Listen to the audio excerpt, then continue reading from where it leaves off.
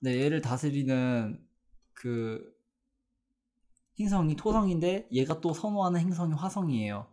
토성은 인내, 고뇌, 뭐 이렇게 지속되는 고통, 막 그런 인내, 끈기 그런 걸 요구하는 그런 상황을 많이 부여하는 행성인데 거기에 막 이제 힘들게 일을 하게 되는 그런 화성까지 같이 있어요. 네, 끝내주죠. 완전 그냥 일의 노예, 노예 같은 거라고 보는데, 글쎄요, 그거는 아프리카 측에서 막아놓은 게 아닐까 싶어요.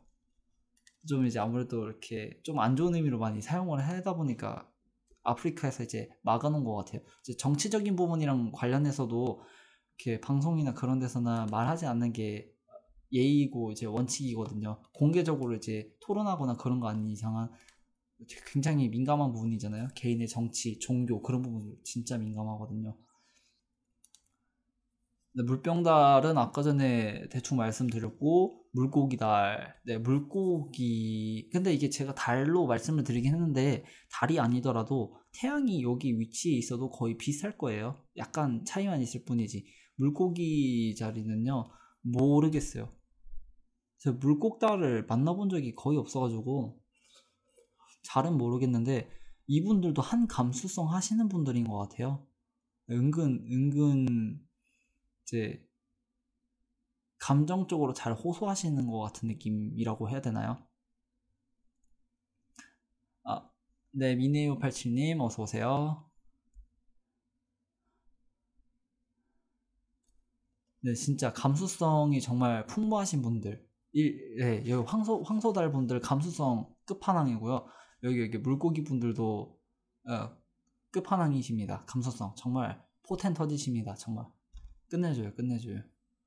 근데 이제 물고기 같은 경우는요, 심해 막 깊숙한 그런 느낌을 가진 그런 별자리예요. 그래서 약간 속내를 알기 힘든 별자리 중에 하나예요. 이 물고기 자리도 속내 알기 힘듭니다. 이 전갈의 속내 알기 힘든 거는요, 그 밤의 물 있잖아요. 이거 들으려고 아프리카 가입했어요. 그 정도까지. 아, 네, 감사합니다. 그 전갈 같은 경우에는 그 약간 늪지대 같은 느낌 있잖아요. 늪지대 같은 그런 좀 느낌의 어두컴컴한 뭔가 지하수 같은 그런 느낌의 어둠이고 이렇게 기품이라면 그 물고기는 진짜 심해한 그 어디야 그 마리아나 해구 막 심해 한 10,000m 정도 되는 그런 느낌의 심해를 자아내는 별자리가 물고기 자리예요. 네, 빠지면 헤어나올 수 없습니다. 영원히 물고기의 품속에서 이렇게 헤엄치시며 살아가야 합니다. 네, 어장 관리한다는 그런 느낌은 아니고요. 아, 네, 제가 하이파이브 해드릴게요. 네, 매력이죠, 매력. 매력 터집니다. 이렇게 12개 별자리에 대해서 대충 이렇게 말씀을 드려봤어요. 이제 지배성에 대해서까지만 간단하게 또 말씀을 드릴게요. 양자리는요, 화성이 다스리는 별자리예요. 이 행성들은 이제 왕이고 얘네가 별자의 차트의 주체자예요. 그래서 행성이나 하우스보다 아니, 별자리랑 하우스보다 행성이 더 중요해요. 해석이 있어서. 행성이 주체예요. 행성이 움직이고, 행성이 각을 맺고, 행성이 뭔가를 다스려요. 그래서 모든 주체는 행성이기 때문에 별자리랑 하우스는 그 다음에 해석이 돼야 되는 부분이에요. 그래서 순서를 따지면요. 태양부터 먼저 할게요. 이게 정말 쉬워요. 태양이랑요, 여기 달이에요. 사자자리는, 제가 이걸 계속 신경을 안 쓰고 이렇게 했네. 여기 보시면 여기 사자자리인데 이 사자자리가 태양이 다스리는 별자리예요. 태양은 딱 봐도 낮을 자기가 이끌고 다니죠. 내가 빛이다 이러면서 이제 태양이 빛을 막 뿜어내면서 이제 태양이 있는 곳은 무조건 다 낮이 돼버리는 그런 엄청난 마법이 일어나는데요. 네. 모든 이목의 중심, 그리고 모든 무리의 중심, 어딜 가나 중심이 되는 그런 부분을 나타내는 게 이 사자자리예요. 요 다른 밤에서 이제 네, 태양이 있는 곳은 빅뱅이죠. 이해했습니다. 아, 네. 안 그래도 더웠는데 시원한 바람 주셔서 정말 감사드리고요. 네, 달도 똑같이 스포트라이트를 받는 부분이 있어요.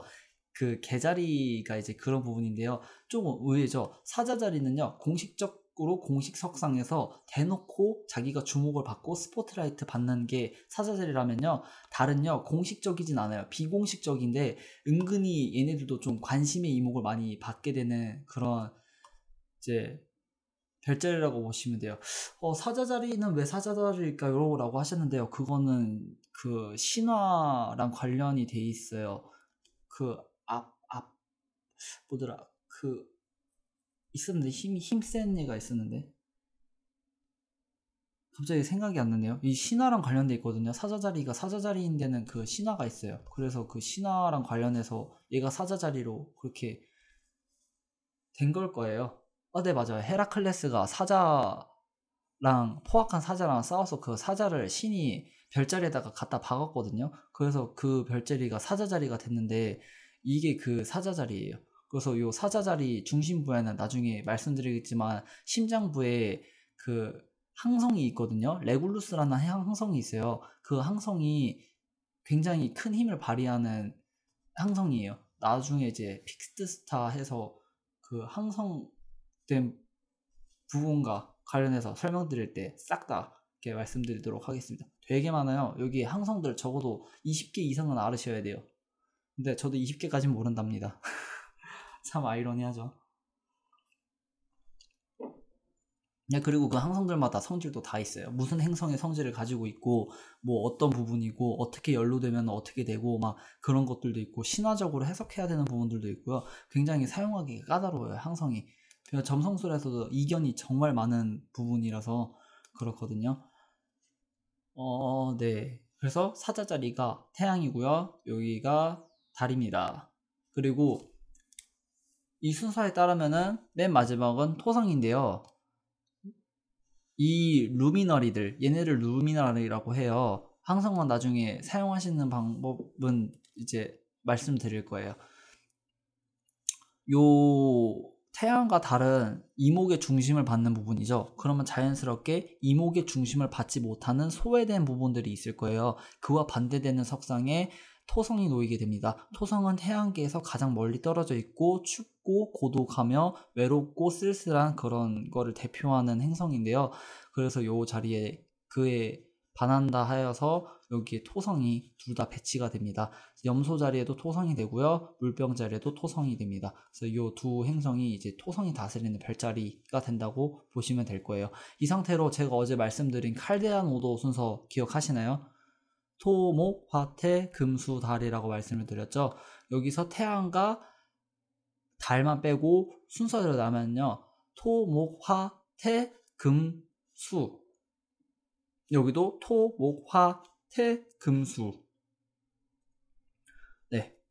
네. PS인154님 어서오세요. 네. 그 순서대로 여기 배치가 돼요. 사수 자리랑 물고기 자리에는 목성이, 양 자리랑 전갈 자리에는 화성이, 그리고 금성이랑, 여기 천칭 자리랑 황소 자리에는 금성이, 쌍둥이 자리와 처녀 자리에는 수성이 이렇게 배치가 돼요. 이 순서대로 이렇게 해서 별자리들을 다스리는 행성들이 다 이제 있게 되는 거예요. 행성과 별자리의 관계에 대해서 살짝만 설명을 드리면요, 행성은 왕국의 왕이에요. 그리고 별자리는 그 왕이 다스리는 국가와 같은 거라고 보시면 되겠습니다.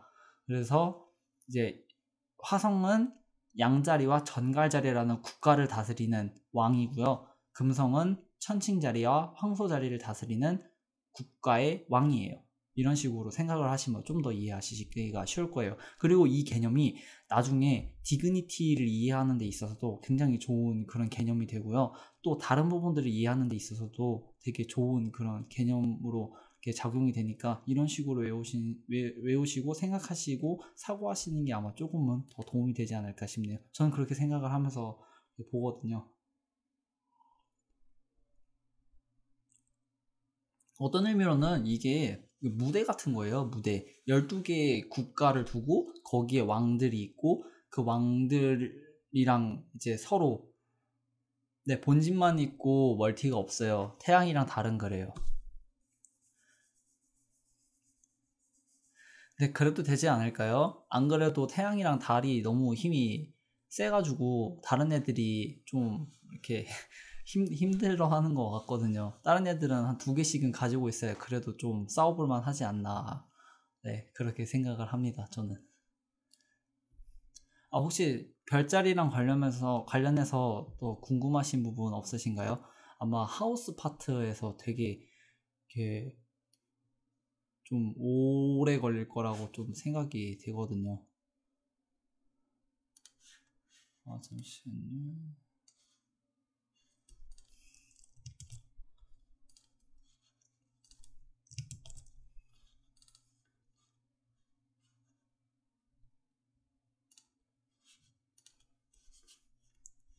네, 따로 뭐 궁금하신 부분이 없으시다고 하시면은 이제 하우스 편으로 이렇게 넘어가 보도록 할게요. 아, 멀티가 없다는 게 뭔가요? 아, 네. 그 수성은 그러니까 다른 행성들은 자기가 다스리는 국가가 두 개씩이에요. 별자리를 두 개씩이나 다스려요. 토성은 물병자리, 염소자리 이렇게 두 개를 다스리고요. 목성은 요 사수자리랑 요 물고기자리 이렇게 두 개를 다스려요. 그리고 화성은 요 전갈자리랑 요 양자리 있죠. 요 두 별자리를 화성이 다스리고요. 그 다음에 금성은 여기 천칭자리랑 요 황소자리 이렇게 두 개를 다스리고 수성도 쌍둥이 자리, 처녀 자리를 다스려요. 근데 태양이랑 달만 이렇게 다 하나씩 사자자리, 개자리. 얘가 태양이 다스리는 별자리고요. 얘가 달이 다스리는 별자리예요. 딱 하나씩밖에 없어요. 그래서 멀티가 없다는 게 뭔가요? 라는 의미가 이제 이런 의미예요. 달이 손상받는다는 게 구체적으로 어떤 의미인가요? 네, 그거는 행성 간의 아스펙트 편이랑 나중에 다른 네, 지금 노라이님께서 엄청난 이야기를 해주고 계세요. 말씀을 해주고 계세요. 네, 저 부분이에요. 흉성한데 스펙트를 맺거나 디트리먼트 폴이거나 그런 거죠 라고 말씀하셨는데요. 네, 맞아요. 그거예요. 근데 지금 아직 개념이 안 나와서 제가 설명을 못 드리는 거예요. 너무 미리 앞서면 재미가 없기 때문에 그런 거는 이제 넘어가는 거죠. 나중에 궁금증을 해소하시게끔 그렇게 만들기 위해서. 네.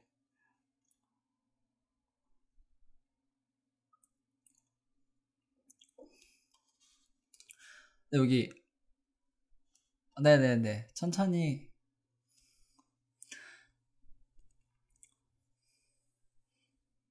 아, 네, 알겠습니다. 네. 이게 보시다가 주무시는 것만으로도 저는 굉장히 감사하게 생각하고 있어요.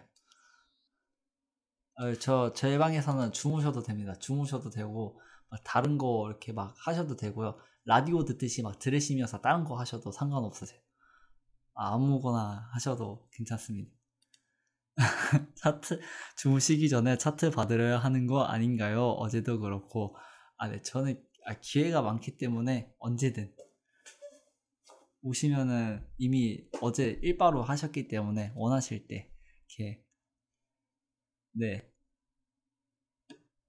이렇게 봐드리도록 할 겁니다. 오늘은 그 데임드님께서 작정을 하시고 일바로 오셨더라고요. 아무래도 오늘 끝나고 차트 해석을 이렇게 간단하게라도 받아가시기 위해서 그렇게 하신 것 같은 느낌도 들고 리을네님 차트 네 닉네임이 아무래도 그렇죠.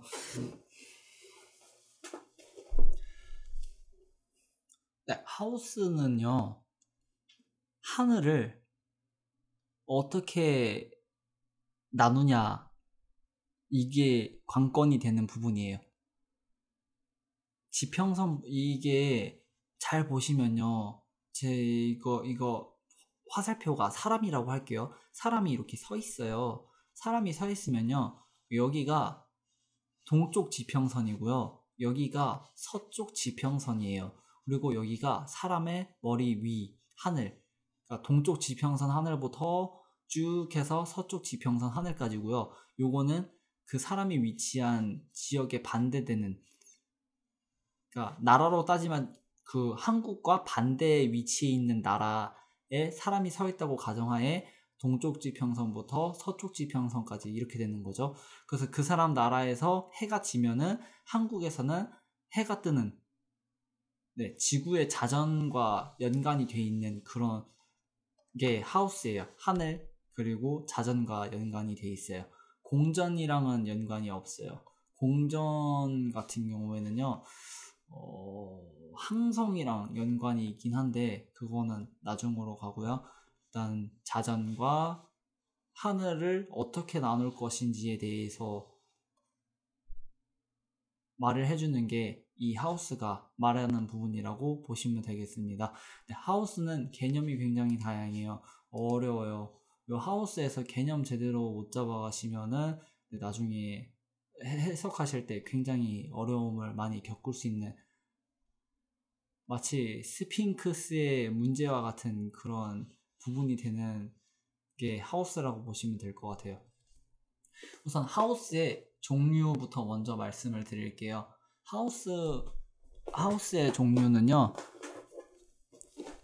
제가 사용하는 거는 쿼드런트 하우스랑 홀사인 하우스거든요. 이 두 개의 차이점은, 이제 홀사인은 고전정성술에서 사용하는 기본적인 하우스 시스템이고요.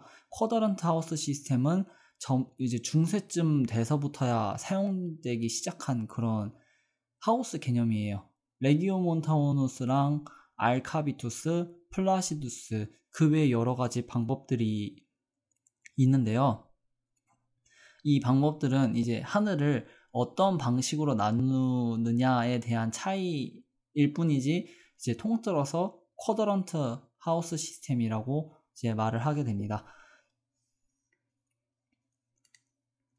여기 동쪽 지평선, 이제 여기에 동쪽 지평선, 여기가 이게 서쪽 지평선이 되고요. 여기는 천정점이라고 하는 가장 이 시점에서 하늘에, 그러니까 남중고도로 따지면은 행성이 가장 높게 올라갈 수 있는 남중고도를 나타내는 게 요 세로선이 나타내는 부분이에요. 요것도 똑같이 마찬가지로 지구 반대편에서 행성이 떠오른다고 했을 때 가장 하늘의 높은 곳까지 올라갈 수 있는 남중고도를 나타내는 지점이 요 선이 되고요. 이제 홀사인 시스템부터 먼저 설명을 드릴 건데요. 홀사인은요, 하우스랑 별자리랑 똑같이 만들어 놓은 거예요. 이게 무슨 말이냐? 이제 쿼드런트를 제가 잠깐 보여드릴게요. 여기 보시면은 지금 굉장히 이 영역이 다 불규칙하게 나눠져 있죠. 1하우스가 엄청나게 넓고 2하우스, 3하우스가 굉장히 좁아 터지고 4하우스, 5하우스도 굉장히 좁아지고, 이런 불규칙한 그런 하우스의 크기를 지금 보시고 계세요. 이게 쿼드런트 하우스고요. 홀사인은 요거를 잘 보시면은 요 별자리의 크기랑 딱 맞춰서 균등하게 분배되어 있는 그런 하우스를 보실 수 있을 거예요. 요게 바로 홀사인 시스템이에요. 왜 홀사인이냐? 사인의 홀은 이제 하나를 말하는 거죠. 그러니까 하나의 사인 시스템이라고 해서 하나의 하우스당 하나의 별자리랑 아예 매치를 시킨 거예요. 그래서 요 선이 있죠. 요게 ASC라고 하고 어센던트라고 말해요. 상승점이라고 말을 하죠. 이제 떠오르는 부분이다라고 해서 여기에서 이제 모든 행성들이 다 출발하고 태어나고 떠오른다라는 그런 의미의 중요한 의미를 가진 부분이에요. 의미로는 나 자신, 나에 대한 모든 것, 그냥 모든 것, 그냥 다 모든 것 그냥 의미한다고 보시면 되고요. 그래서 이 선이 위치한 별자리에 있는 모든 행성은 다 1하우스에 위치한다 라고 해석을 해요. 그리고 이 다음 별자리가 2하우스가 되고요. 그 다음 별자리가 3하우스가 돼요.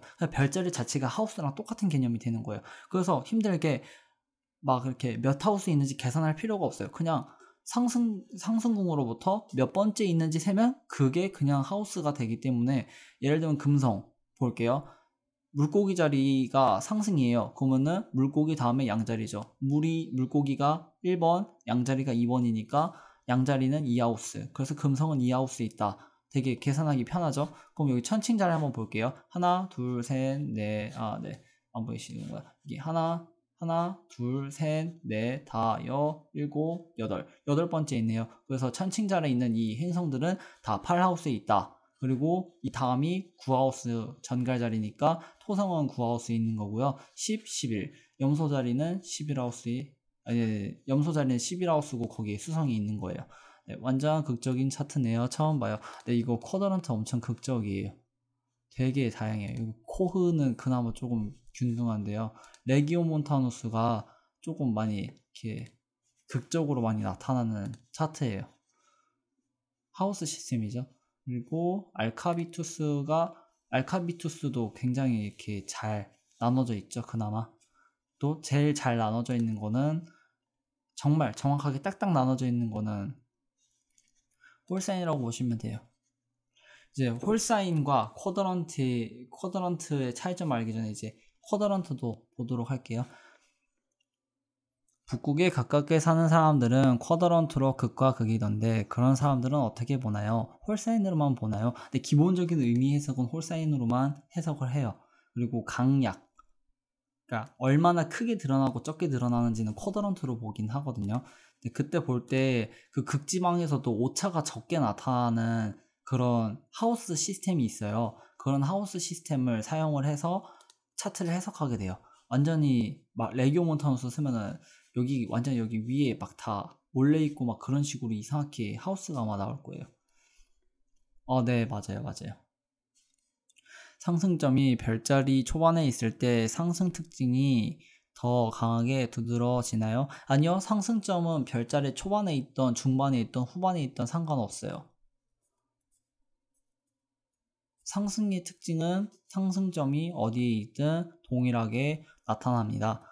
대신에 초반 도수랑 후반 도수에 있는 경우에는 생시가 부정확할 수 있는 확률이 있기 때문에 그것 때문에 그 생시 보정을 반드시 받으셔야 돼요. 왜냐면은 이 상승점이 4분마다 1도씩 움직여요. 그러면은 막 이 차트 같은 경우는 물고기 자리 한 1도 막 이렇게 있는 사람들 같은 경우에는 4분만 바뀌어도 바로 상승이 물병 자리로 넘어갈 수 있는 확률이 있거든요. 그러면 아예 해석을 할 때 이게 통째로 다 송두리째 바뀌어버릴 수 있어요. 네, 몇 분 차이로 사람이 달라지는 그런 위험한 부분들이 있어서 초반 도수랑 후반 도수의 이 상승점이 위치해 있는 분들은요, 반드시 생시 보정을 통해서 좀 더 정확한 상승궁을 확정을 지으신 다음에 차트 해석을 진행하셔야 나중에 문제가 없어요. 네, 그런 차이점이 있어요. 그 외에는 상승점이 초반에 있던, 중반에 있던, 후반에 있던 상관없이 다 동일하게 이렇게 그 별자리의 특징이 드러난다고 보시면 되겠습니다.